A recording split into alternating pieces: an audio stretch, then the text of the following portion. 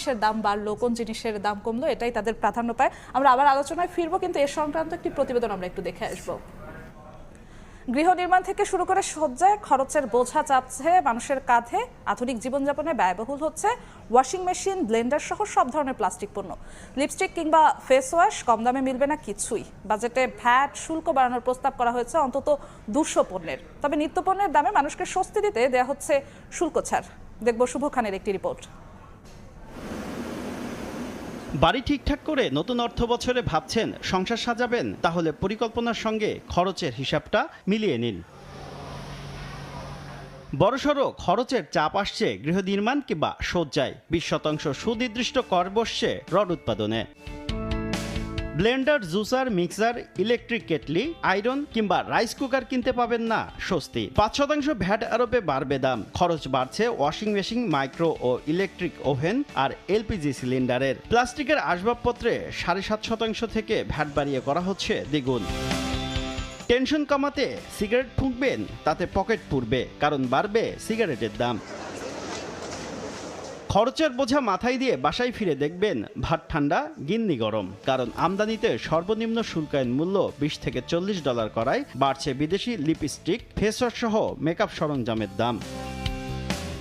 Fresh হতে যাবেন, বাড়ছে ব্লেড ও সাবান শ্যাম্পুর দাম। সন্তানকে বিদেশি চকলেট কিনে দিতেও বাড়তি খরচ হবে আপনার। এত সব খরচের হিসাব মেলাবেন, তাহলে শুনুন, বাড়তে পারে আমদানি করা বল পয়েন্ট কলমের দাম। মোবাইল ফোন উৎপাদনে কর হার বাড়িয়ে করা হচ্ছে 10%।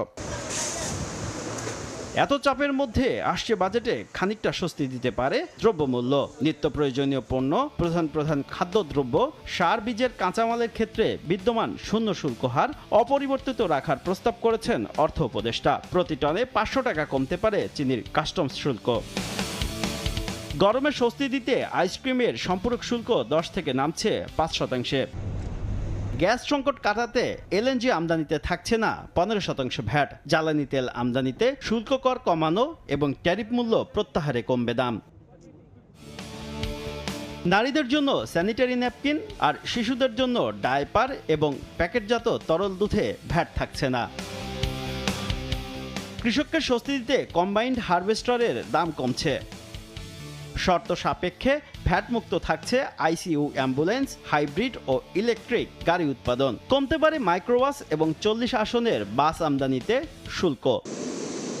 শুভ খান, সময় সংবাদ, ঢাকা। দেখছিলাম প্রতিবেদন। আবারও ফিরবো আলোচনায়। আমাদের সঙ্গে আলোচনায় যুক্ত আছেন বাংলাদেশ উন্নয়ন গবেষণা প্রতিষ্ঠানের সাবেক মহাপরিচালক ডক্টর মুস্তফা কে মজুরি। স্যার, আরও একবার স্বাগত। আমরা